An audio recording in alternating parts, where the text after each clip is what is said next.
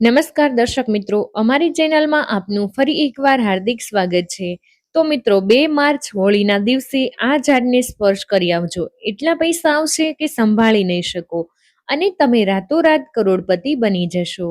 તો મિત્રો, સ્વયં મહાદેવે જ પોતાના સૌથી પ્રિય ભક્તને કહ્યું હતું કે 2 માર્ચ પૂર્ણિમા તિથિ એટલે કે હોળીના દિવસે આ દેવ વૃક્ષને કોઈએ જણાવ્યા વગર ચૂપચાપ સ્પર્શ કરીને આ મંત્ર બોલી ચાલ્યા આવજો.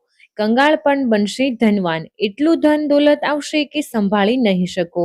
જન્મો જન્માંતરની ગરીબી તાત્કાલિક દૂર થઈ જશે. વિશ્વાસ ન હોય તો 2 માર્ચ હોળીના દિવસે પ્રેક્ટિકલ કરીને જોઈ લેજો.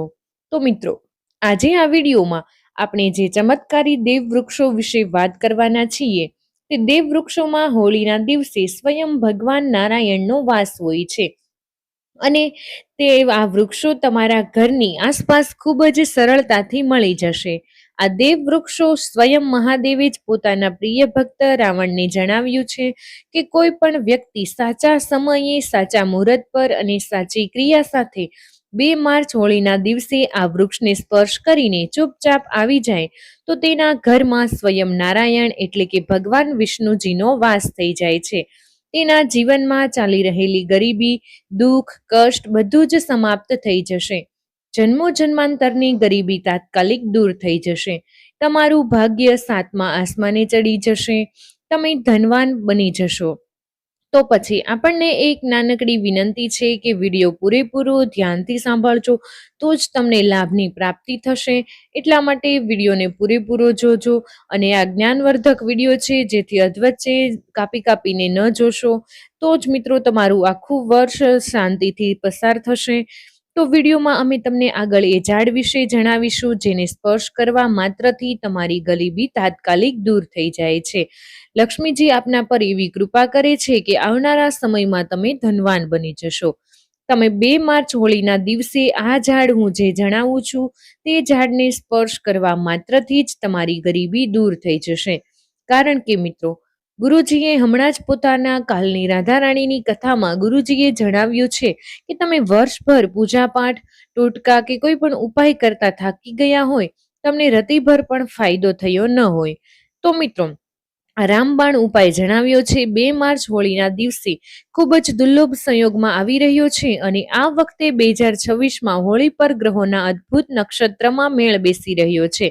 સૌથી મહત્વની વાત એ છે કે આ હોળીના બીજા જ દિવસે એટલે કે 3 માર્ચ 2026ના રોજ વર્ષનું પ્રથમ ચંદ્રગ્રહણ પણ થવા જઈ રહ્યું છે. આ એક અત્યંત શક્તિશાળી સંયોગ છે જે ભાગ્યે જ જોવા મળે છે. મહાકુંભમાં આવેલા સાધુઓએ પણ આ વૃક્ષો વિશે જણાવ્યું છે, જે ઝાડ વિશે અમે તમને જણાવવાના છીએ. તો મિત્રો, શુભ મુહૂર્ત જોઈ તમારે આ ઝાડને સ્પર્શ કરવાનો છે. તો વિશ્વાસ રાખો કે જીવનમાં તમારા થોડા જ દિવસોમાં પૈસાનો વરસાદ થવા લાગશે, ઉન્નતિ થશે અને તમારી દરેક મનોકામના છે તે પૂર્ણ થશે. 2 માર્ચ હોળીના દિવસે આ દેવ વૃક્ષોને સ્પર્શ કરી લ્યો. ત્રણેય દેવ બ્રહ્મા, વિષ્ણુ અને મહેશના આશીર્વાદ પ્રાપ્ત થશે તમને. તો આજનો વિડીયો પૂરેપૂરો ધ્યાનથી સાંભળજો. ચેનલ પર પહેલી વાર આવ્યા હોય તો ચેનલને જરૂરથી સબસ્ક્રાઇબ કરી દેજો અને કમેન્ટ બોક્સમાં જય મા લક્ષ્મી અવશ્ય લખી દેજો. તો મિત્રો, તમારે આ વિડીયોને પૂરે જોજો તો તમારું જીવન આ હોળીના શુભ અવસર પર બદલાઈ જાય. તો મિત્રો, જાણીએ ક્યાં એવા છોડ છે જે 2 માર્ચ હોળીના દિવસે સ્પર્શ કરવાનું છે. તો મિત્રો, તમને પેલા જણાવી દઈએ કે હિન્દુ સંસ્કૃતિમાં ઘણી પ્રકારની પૌરાણિક માન્યતાઓને મહત્વ આપવામાં આવ્યું છે. ઘણા એવા ઝાડ હોય છે જે દેવ વૃક્ષ કહેવાય છે અને ખૂબ જ શુભ પણ મનાય છે. પ્રકૃતિમાં રહેલા ઘણા એવા છોડ હોય છે જે આપણા જીવનમાં ચાલી રહેલી પરેશાનીઓને દૂર કરી દે છે. ખાસ વાત એ છે કે ઝાડ છોડની ન માત્ર લોકો પૂજા કરે છે, પરંતુ ઔષધિ તરીકે પણ પ્રયોગ કરે છે. ઘણા પ્રકારની મોટામાં મોટી બીમારીને ઠીક કરે છે. વેદ પુરાણોમાં ઘણા પ્રકારના ઝાડ છોડનો ઉલ્લેખ છે. તમે 2 માર્ચ હોળીના દિવસે આ વૃક્ષોને સ્પર્શ કરી લ્યો તો ભગવાન વિષ્ણુના એવા આશીર્વાદ મળશે જેનાથી તમારા જીવનની સમસ્ત પરેશાનીઓ દૂર થઈ જશે. તો ચાલો જાણીએ હોળીની સાચી ડેટ, ટાઈમ અને શુભ મુહૂર્ત. પુણ્યકાળ વિશે. પંચાંગ અનુસાર વર્ષ 2026માં હોળીનો તહેવાર 2 માર્ચ સોમવારે મનાવવામાં આવશે. હોલિકા દહન 1 માર્ચ 2026 રવિવારની રાત્રે કરવામાં આવશે. ફાગણ પૂર્ણિમા તિથિ 1 માર્ચના રોજ બપોરે 1:35 થી શરૂ થઈ 2 માર્ચના રોજ બપોરે 12:45 સુધી રહેશે. મિત્રો, હોલિકા દહનના શુભ મુહૂર્ત માટે ભદ્રકાળનું ધ્યાન રાખવું આવશ્યક છે, કારણ કે ભદ્રકાળમાં હોલિકા દહન કરવું શુભ માનવામાં આવતું નથી. આ વર્ષ 1 માર્ચમાં રોજ ભદ્રકાળ બપોરે શરૂ થાય છે, 11:15 સુધી રહેશે. એટલા માટે હોલિકા દહન માટે શુભ સમય રાત્રે 11:15 પછીનો શ્રેષ્ઠ રહેશે. 2 માર્ચના રોજ સોમવારે રંગોની હોળી રમવામાં આવશે. અને સૌથી મહત્વની સૂચના એ છે કે 3 માર્ચના રોજ સવારે ચંદ્રગ્રહણ લાગવા જઈ રહ્યું છે. આ ગ્રહણ પૂર્ણિમાના દિવસે શરૂ થશે અને તેની અસર હોળીના પર્વ પર જોવા મળશે. આથી હોળીના દિવસે કરેલા વૃક્ષ સ્પર્શના ઉપાયો આ ગ્રહણના કારણે 10 ગણું ફળ આપશે. કારણ કે ગ્રહણકાળ પહેલાનો સમય મંત્ર સિદ્ધિ અને ઉપાયો માટે સર્વશ્રેષ્ઠ હોય છે. 3 માર્ચના રોજ ચંદ્રગ્રહણ હોવાથી 2 માર્ચની રાત્રિથી જ સૂતક કાળ જેવી અસરો વર્તાશે. આથી 2 માર્ચના દિવસે સૂર્યાસ્ત પહેલા આ વૃક્ષોને સ્પર્શ કરી લેવો અત્યંત હિતાવહ છે. મિત્રો, 2 માર્ચ હોળીના દિવસે ઝાડ છોડને સ્પર્શ કરવામાં આવે છે એ સવારથી લઈ સાંજ સુધીમાં તમે કોઈ પણ સમયે કરી શકો છો.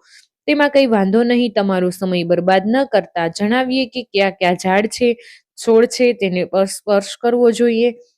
હિન્દુ ધર્મમાં દેવી માતા રાણીના અનેક સ્વરૂપો કહેવાય છે, જેમાં વૃક્ષોને પણ દેવીના સ્વરૂપે માનવામાં આવે છે. આજે હું આપને જણાવીશ કે વૃક્ષો વિશે જેમને 2 માર્ચ હોળીના દિવસે સ્પર્શ કરવો બેહદ શુભકારી જણાવવામાં આવ્યો છે. હોળીના દિવસમાં આપને સ્પર્શ કરવાથી શત્રુદોષ, કર્જદોષ, ગરીબી બધું જ સમાપ્ત થઈ જાય છે.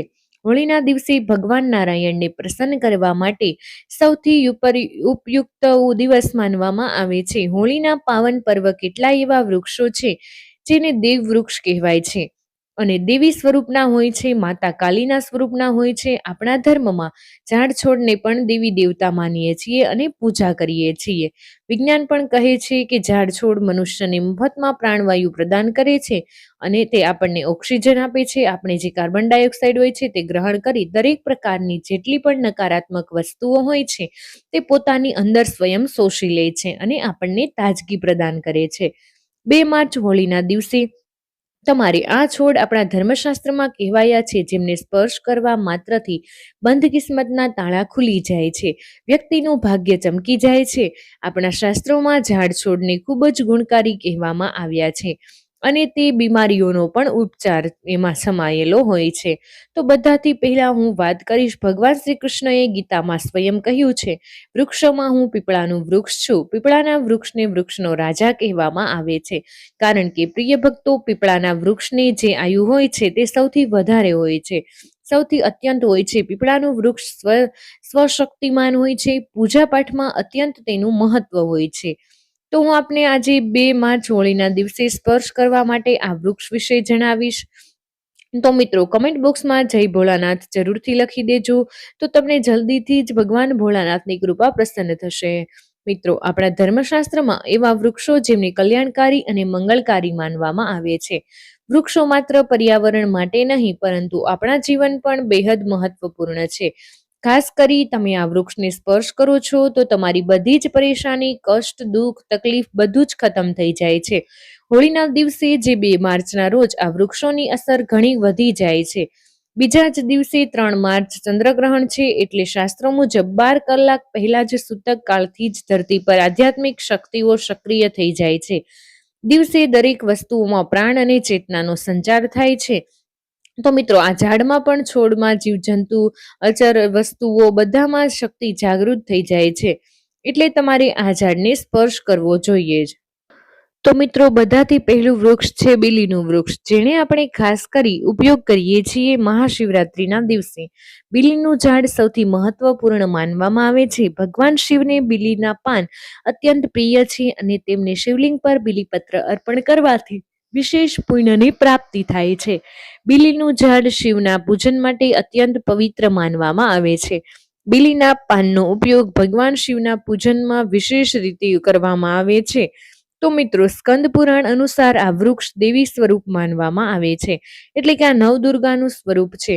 સ્કંદ પુરાણની કથામાં કહેવામાં આવ્યું છે, બીલીના વૃક્ષના મૂળમાં ગિરજા, થડમાં મહેશ્વરી, શાખાઓમાં દક્ષિણાઈ, પાનમાં પાર્વતી, ફળોમાં કાત્યાયની, ફૂલોમાં ગૌરી અને વૃક્ષના સંપૂર્ણ શરીરમાં લક્ષ્મીજીનો વાસ હોય છે.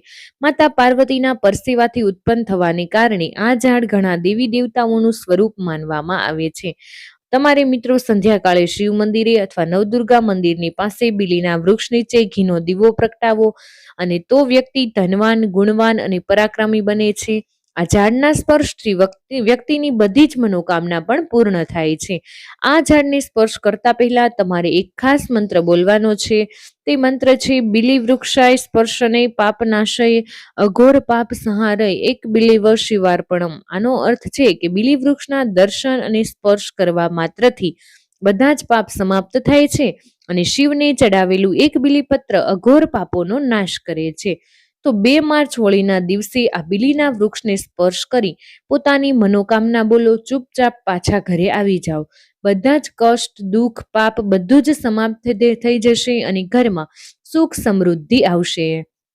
તો હવે પછીનું બીજું વૃક્ષ છે એ છે શમીનું વૃક્ષ. શમીના વૃક્ષને આપણા ધર્મશાસ્ત્રમાં જગદંબાના સ્વરૂપ તરીકે પૂજવામાં આવે છે. આ સ્વયં માતા જગદંબાનું સ્વરૂપ છે.